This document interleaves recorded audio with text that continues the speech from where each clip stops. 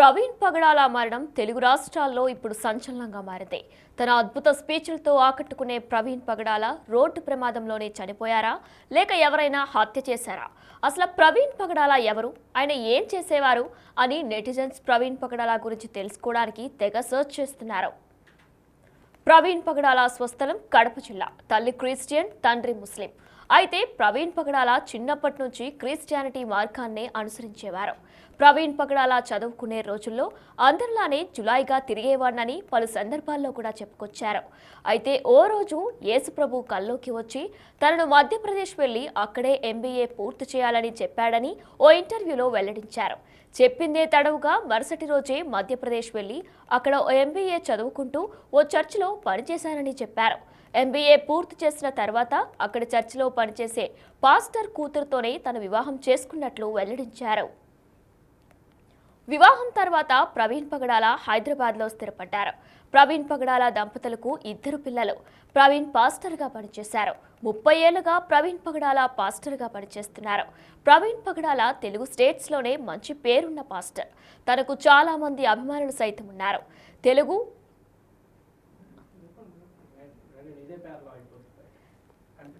Telugu, Hindi, English భాషల్లో స్పీచ్లు ఇచ్చేవారు. తన స్పీచ్లకు మంత్రముగ్ధులయ్యేవారు. యాక్చువల్లీ ప్రవీణ్ పగడాల గారు well known person in Christianity. ఆయన ఒక డిబేటర్, అయినా చాలామందికి ఆయన సుపరిచితం. సో ఆయన చేసినటువంటి బోధలు కానివ్వండి, ఆయన చేసినటువంటి డిబేట్స్ కానివ్వండి, ఆయన రాసినటువంటి పుస్తకాలు కానివ్వండి, ప్రసంగాలు కానివ్వండి, క్రైస్తవ లోకానికి అంతటికీ సుపరిచితమైనవి. ఈరోజు ఉదయం ఏ టైంలో జరిగిందో మాకు తెలీదు. దివాన్ చెరువు హైవేలో 4th బ్రిడ్జ్ దగ్గర ఆయన రోడ్డు పక్కన అనుమానాస్పద స్థితిలో మృతి చెంది ఉన్నారు ఒక బైక్ మీద. ఆ బైక్ కూడా ఆయిందే.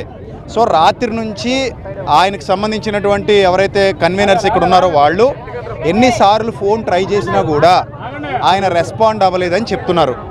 సో అలాగే పోలీసు వారు కూడా ఇందాక మేము అడిగినప్పుడు అది యాక్సిడెంట్ కాదు అని చెప్పినప్పుడు నేను నేరుగా పోలీసులతో మాట్లాడాను. ఆయన యాక్సిడెంట్ కాదని మాకు చెప్పారు. సో డాక్టర్స్ కూడా ఏమన్నారంటే ఇది అనుమానాస్పద మృతిగా ఉంది అని చెప్పారు. ఆయన ముఖం మీద చాలా భయంకరమైన గాయాలు ఉన్నాయి. ఈ పెదాలన్నీ కూడా కట్ అయిపోయి ఉన్నాయి. అదేదో రాడ్తో కొట్టినట్టుగా మాకు అనిపిస్తుంది. సో కాబట్టి ఏం జరిగిందనేది మాకు తెలీదు. సో ప్రభుత్వం కానివ్వండి, పోలీసు వారు కానివ్వండి, చట్టం కానివ్వండి, సమగ్రమైన విచారణ జరిపి ఆయన మృతి వెనుకున్న కోణాలు మంచిగా సమగ్రంగా దర్యాప్తు చేసి అసలు ఆ మృతి ఎలా జరిగింది అనేది క్రైస్తవ సమాజానికి తెలియజేయాలని మేమందరం కోరుతున్నాం. సో వాళ్ళ కుటుంబం కూడా హైదరాబాద్లో ఉంటుంది. ఆయన ఇక్కడ వ్యక్తి కాదు యాక్చువల్లీ. సో ఎక్కడికి ఆయన బైక్లో ఎందుకు వచ్చారు? ఆ బైక్ మీద మరి అక్కడ డివైడర్ లేదు, సో ఏమీ లేవు. సో ఎందుకు ఆ దెబ్బల్లా అనిపిస్తున్నాయి అనేది ఆ డెడ్ బాడీ పోస్ట్ మార్టం చేసిన తర్వాత సమగ్ర విచారణ జరిపి మాకు నివేదిక ఇవ్వాలని చెప్పేసి మేము కోరుతున్నాం. అందరికీ జేబీం. ప్రవీణ్ పగడాల గారని నా స్నేహితుడండి. ఆయన అలాగే ఆయన ఒక గొప్ప క్రైస్తవ ప్రచారకుడు కూడా. ఎప్పుడు ఎవరికి హాని చేసిన వ్యక్తి కాదు. ఆయన సడన్గా చనిపోయారు, అది అనుమానాస్పదంగా అని చెప్పి నాకు తెలియడంతో నేను వెంటనే ఇక్కడ రాజమండ్రి గవర్నమెంట్ హాస్పిటల్కి రావడం జరిగింది.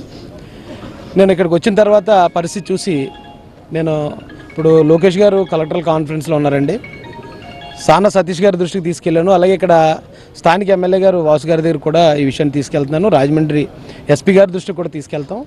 ట్రాన్స్పరెంట్గా ఎంక్వైరీ జరిగి చాలా యాజ్ ఎర్లీ యాజ్ పాసిబుల్ దీనికి కారణం ఏంటనేది ఇది బయటికి తీసుకురావాల్సిన అంశం ఇది. ఎందుకంటే ఇది మతం రంగు పులుముకుని చాలా సెన్సిటివ్ ఇష్యూ. ఇది ఇమీడియట్గా ఇది రాష్ట్రాలకు అంటుకునే ప్రమాదం ఉంది. కాబట్టి దీని మీద వెంటనే ప్రభుత్వం నుంచి, పోలీసు నుంచి వెంటనే దీని మీద చర్యలు చేపట్టి దీనికి కారణం ఏంటనేది బయట తీసుకురావాల్సిందే నేను అందరిని రిక్వెస్ట్ చేస్తున్నాను.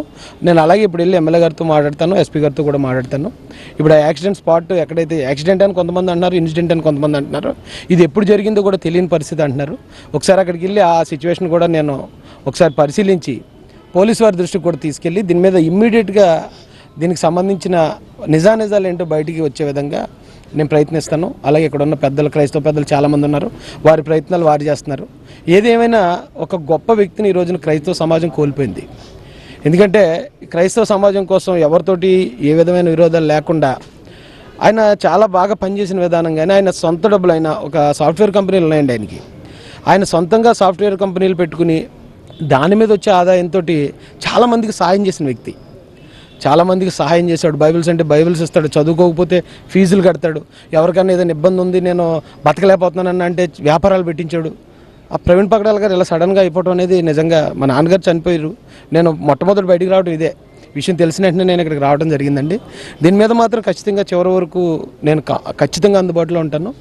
ఆయన వెనక మా సోదరుడు, నా మిత్రుడు వెనక ఆ మృతి వెనుకున్న కారణాలు ఏంటో త్వరగా ప్రభుత్వం ద్వారా దీన్ని బయటపెట్టించే విధంగా నా వంతు ప్రయత్నం నేను చేస్తానని తెలియజేస్తానండి. Thank you so much. Thank you. అదేవిధంగా ప్రవీణ్ పగడాలకు పలు వ్యాపారాలు కూడా ఉన్నాయి. పాస్టర్ ప్రవీణ్కు సామాజిక సేవలో కూడా ముందుంటారు. ప్రవీణ్ తన పిల్లలతో పాటు మరికొంతమంది పిల్లలను దత్తత తీసుకుని చదివించేవారు. అందులోకి కొందరికి ఇప్పుడు వివాహాలు సైతం చేశారు. అలాగే కొందరు నిరుపేదలకు తన వంతు ఆర్థిక సాయం అందించడంతో పాటు దుకాణాలు సైతం పెట్టించి వారిని ఆర్థికంగా బలపడేలా తన వంతు సహకారం అందించేవారు. ప్రవీణ్ పగడాల మార్చి 25న రోడ్డు ప్రమాదంలో మృతి చెందారు. హైదరాబాద్ నుంచి తూర్పు గోదావరికి బైక్పై వెళ్తూ ఉండగా రాజమండ్రి సమీపంలోని జాతీయ రహదారి గామన్ బ్రిడ్జ్ దగ్గర రోడ్డు ప్రమాదంలో మృతి చెందారు. జాతీయ రహదారి పక్కన 10 అడుగుల లోతులో ప్రవీణ్ మృతదేహం కనిపించింది. ప్రవీణ్ మరణ వార్త ఆయన అభిమానులు తట్టుకోలేకపోతున్నారు. మరోవైపు ప్రవీణ్ పగడాల మృతిపై అనేక అనుమానాలు కలిగిస్తున్నాయి. ప్రవీణ్ పగడాల రోడ్డు ప్రమాదంలోనే మృతి చెందారా లేక ఎవరైనా చంపేశారా అని ఆయన అభిమానులు అనుమానాలను వ్యక్తం చేస్తున్నారు. ప్రవీణ్ పగడాలది సాధారణ మరణమా లేక హత్య తేల్చాలని డిమాండ్ చేస్తున్నారు. ప్రవీణ్ పగడాల మృతి మిస్టరీని ఏపీ ప్రభుత్వం సీరియస్గా తీసుకుంది. ప్రవీణ్ పగడాలది హత్య లేక సాధారణ మరణమా తేల్చాలని సీఎం చంద్రబాబు పోలీసు ఉన్నతాధికారులను ఆదేశించారు.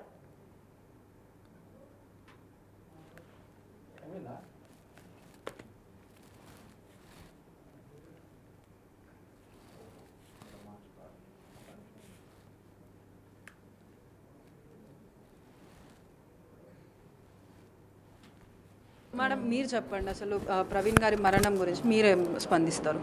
మరణం గురించి అంటే కేవలం మేడం మత వివక్షతలు ఇక్కడ అంటే క్రైస్తవ్యాన్ని గురించి ఎవరైతే అంటే మత విద్వాంసులు కావచ్చు, వేదాంత పండితులు కావచ్చు.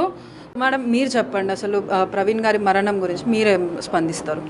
మరణం గురించి అంటే కేవలం మేడం మత వివక్షతలు ఇక్కడ అంటే క్రైస్తవ్యాన్ని గురించి ఎవరైతే అంటే మత విద్వాంసులు కావచ్చు, వేదాంత పండితులు కావచ్చు.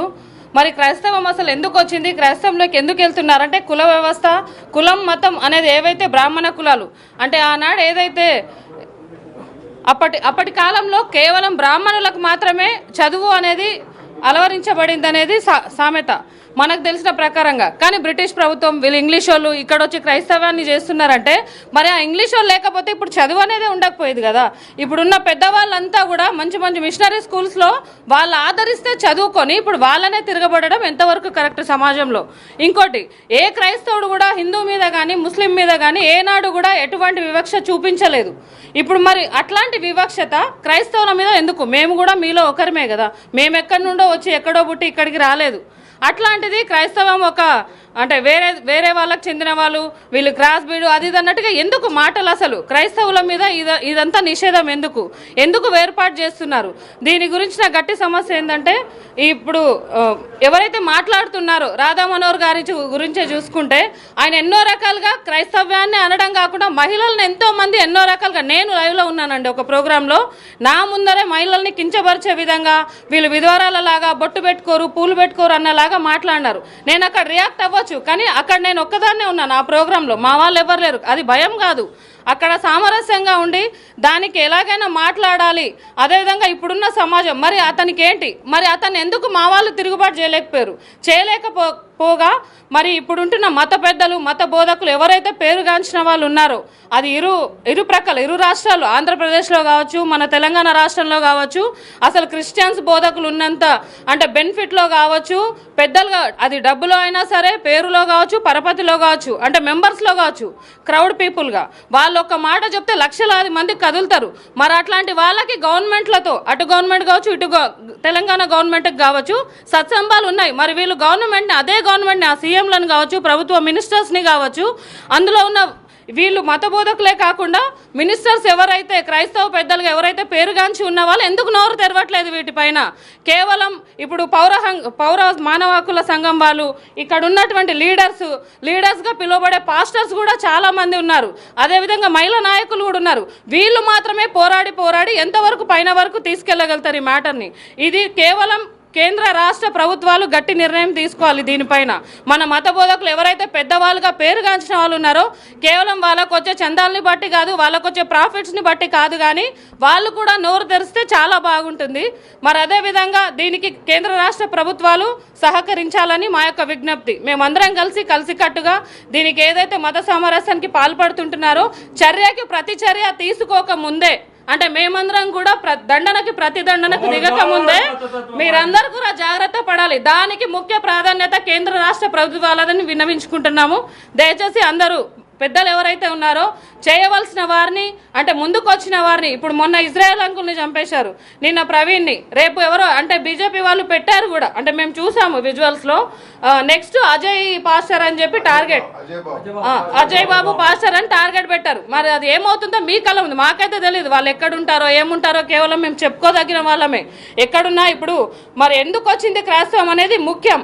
మరి వీళ్ళందరూ కూడా బెనిఫిట్స్ ప్రకారంగా కుల వివక్ష మత వివక్ష వల్లనే కేవలం క్రైస్తవం అనేది ఎదిగించబడింది. అది విద్య వైద్య రంగం మాత్రం కేవలం క్రైస్తవుల వల్లనే అభివృద్ధిలోకి వచ్చింది. ఎంతోమంది ఇప్పుడు ఎస్సీ ఎస్టీ దళిత కులాలను చూసుకుంటే వాళ్ళందరూ కూడా అంటే మీరు దూరం చేయడం వల్లనే కదా, అగ్ర కులాలు వీళ్ళని కుల వివక్షత చూపించడం వల్ల వాళ్ళు క్రైస్తవంలోకి వాళ్ళు ఆదరించబడడం వల్లనే వాళ్ళు బయటకు వచ్చారు. మరి మీరు చేసిందే కదా ఇదంతా కూడా, మేము చేసుకున్నదైతే కాదు. అందుకు దీనికి కేంద్ర రాష్ట్ర ప్రభుత్వాలు మరి మా మత బోధకులు పెద్దలు ఎవరైతే ఉన్నారో వాళ్ళందరూ కూడా ముందుకొచ్చి దయచేసి ఖండించాల్సిందిగా కోరుకుంటాం. ఇన్ని రోజులు ఉన్నట్టుగా ఒకవేళ చర్యకి మీరు ప్రతి చర్య తీసుకోకపోతే మా వంతుగా దండనకి ప్రతిదండన గురి కాకూడదని కూడా మేము అంటే ఖబర్దార్గా చెప్తున్నాము. ఎందుకంటే ఇన్ని రోజులు ఉన్నలాగా ఏ రోజులు లేవు. ఈ మీడియా ఏదైతే ఉందో అది మంచి చెడును మంచిని చెడుగా కూడా చూపించే విధానం ఉండి ఉంటుంది. దానికి దేశద్రోహులుగా అంటే వాళ్ళ మతానికి గురి కాకుండా అంటే ఎవరు కూడా బలవంతంగా తేబడరండి. అంత తెలివి తక్కువ వాళ్ళు ఇప్పుడు అసలుకే లేరు. వాళ్ళ రాజకీయ కుట్రలకు గాను వాళ్ళకి డబ్బుకు గాను ఇంకా దేనికో గాను ప్రలోభాలకు గురి చేసి ఎవరిని కూడా ఉద్వేగాలకు పాల్పడకుండా సమన్వయం పాటించి దీనికి తగిన చర్య తీసుకోవాలని కోరుకుంటున్నాం. యాక్సిడెంట్ అయితే ఏ విధంగా కొంచెం చిన్న గుంత ఉంది, అది ఆ గుంతలో పడిపోతే చావరు. ఎందుకంటే ఆల్రెడీ 1 మంత్ నుంచి పాస్టర్ గారు చెప్తున్నారు నాకు థ్రెడ్ ఉంది అని. ఇక్కడ ఇవన్నీ చెంపలు ఇవన్నీ పగిలిపోయినాయి. పెద్దగా రాడ్తో కొట్టారని తెలుస్తుంది, మాకు ఈజీగా తెలుస్తుంది. దీనికి అంతా డైవర్ట్ చేసి ఈ విధంగా చేయడం చాలా తప్పు అని ఏపీ గవర్నమెంట్తో మేము సీరియస్గా ఏపీ ప్రభుత్వంతో రిక్వెస్ట్ చేస్తున్నాం. ఈ ప్రాపర్గా ఇన్వెస్ట్ చేయాలి, ఎవరున్నా దానికి అది చేయాలి. ఆంధ్రప్రదేశ్లో ఒక పంది తిరుగుతుంది రాధా మనోహర్ దాస్ ముఖ్సులో. రాధా మనోహర్ దాస్ ఎటువంటి వ్యక్తి అంటే మా క్రిస్టియన్ మహిళ పైన ఎంతో విధంగా చెడు వ్యాఖ్యలు చేస్తాడు, దేవుని పైన చెడు వ్యాఖ్యలు చేస్తారు. ఖబర్దార్ రాధా మనోహర్ దాస్. ఇప్పటిదాకా సాగింది, ఇప్పుడు సాగదు. లలిత్ కుమార్, కరుణాకర్ సుకున, మీ ముగ్గురికి వార్నింగ్ ఇస్తున్నాము. దయచేసి రెచ్చగొట్టే వ్యాఖ్యలు చేస్తే ఊరుకునే పరిస్థితి లేదు. ఇప్పటిదాకా ఆగింది, ఇప్పుడు జరగదు ఇప్పుడు. Right, thank you.